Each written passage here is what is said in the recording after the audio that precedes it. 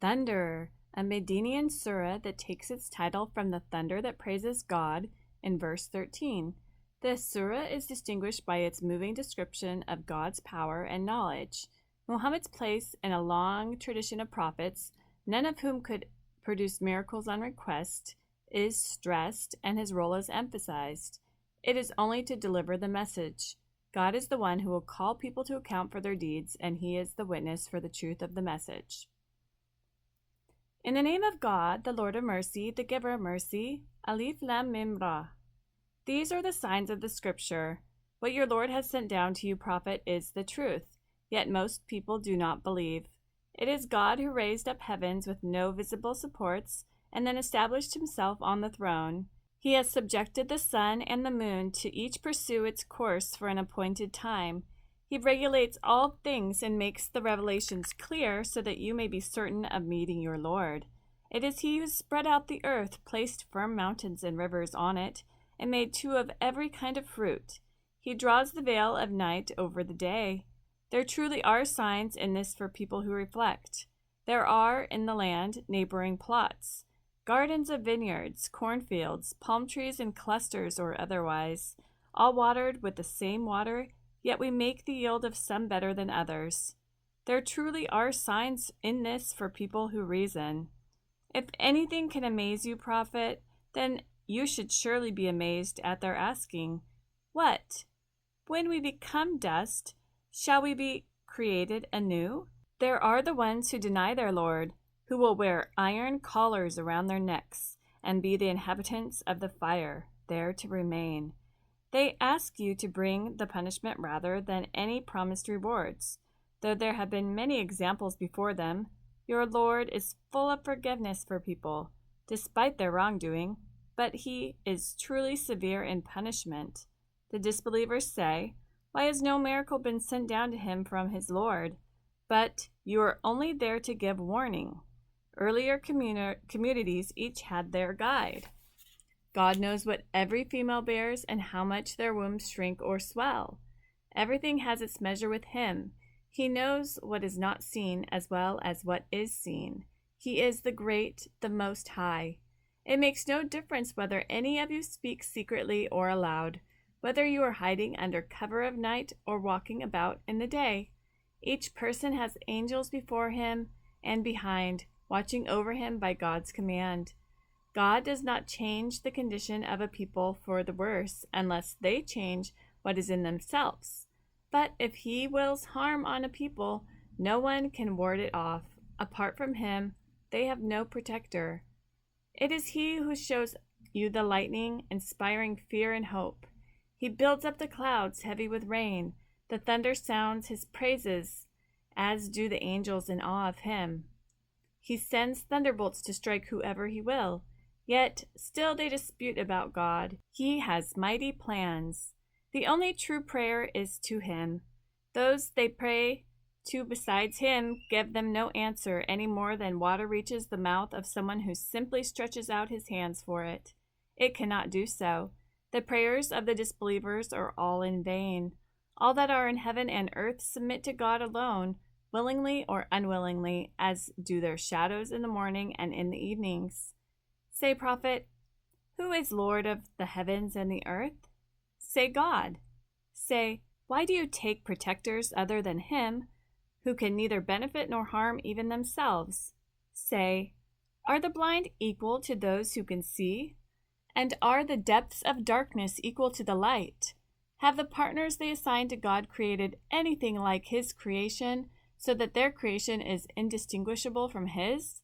Say, God is the creator of all things. He is the one, the all-compelling. He sends water from the sky that fills riverbeds to overflowing, each according to its measure.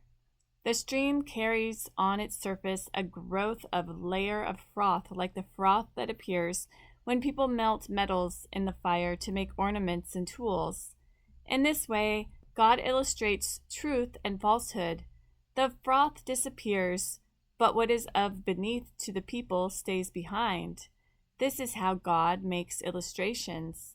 There will be the best of rewards for those who respond to their Lord.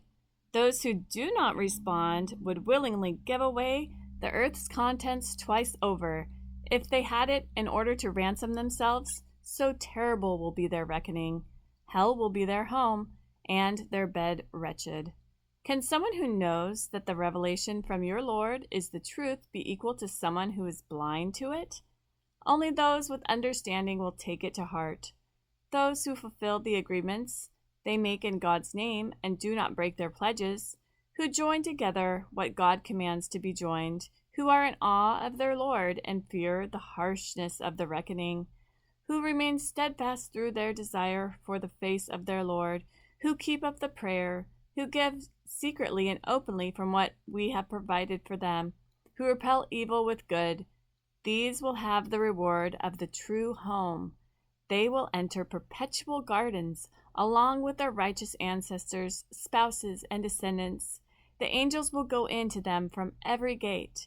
Peace be with you, because you have remained steadfast. What an excellent reward is this home of yours! But there will be rejection for those who break their confirmed agreements made in God's name, who break apart what God has commanded to be joined, and who spread corruption on earth. Theirs is a dreadful home. God gives abundantly to whoever he will, and sparingly to whoever he will. And though they may revel in the life of this world, it is but a fleeting comfort compared to the life to come. The disbelievers say, "Why has no miracle been sent down to him from his Lord?" Prophet, say, "God leaves whoever he will to stray, and guides to himself those who turn towards him." Those who have faith and whose hearts find peace in the remembrance of God, truly it is in the remembrance of God that their heart finds peace. Those who believe and do righteous deeds, joy awaits these, and their final homecoming will be excellent. So we have sent you, prophet, to a community. Other communities passed away long before them, to recite to them what we revealed to you. Yet they disbelieve in the Lord of mercy. Say, "He is my Lord. There is no God but him. I put my trust in him, and to him is my return." If there were ever to be a Qur'an with which mountains could be moved, the earth shattered, or the dead made to speak, it would have been this one. But everything is truly in God's hands.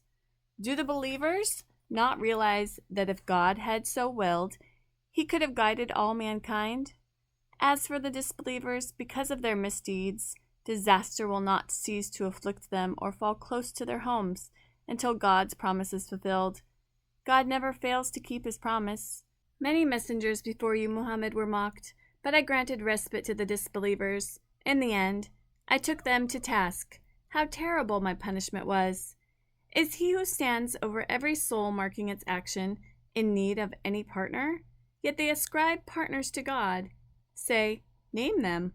Or, can you tell him about something on the earth he does not know to exist? Or is this just a display of words?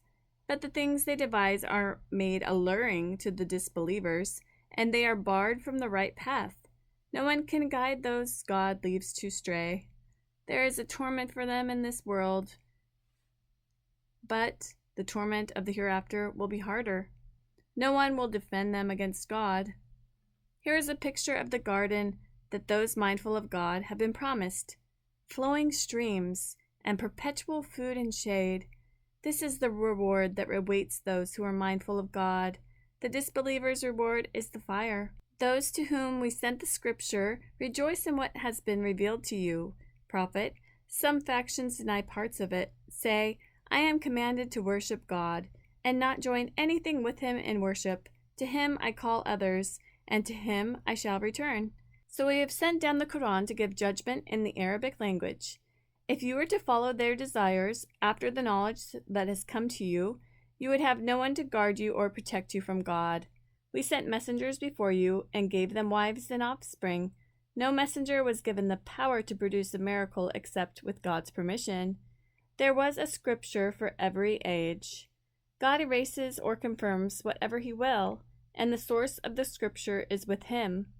Whether we let you, prophet, see part of what we threaten them with, or cause you to die before that, your duty is only to deliver the message.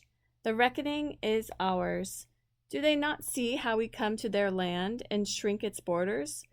God decides. No one can reverse his decision, and he is swift in reckoning. Those before them also schemed, but the overall scheme belongs to God.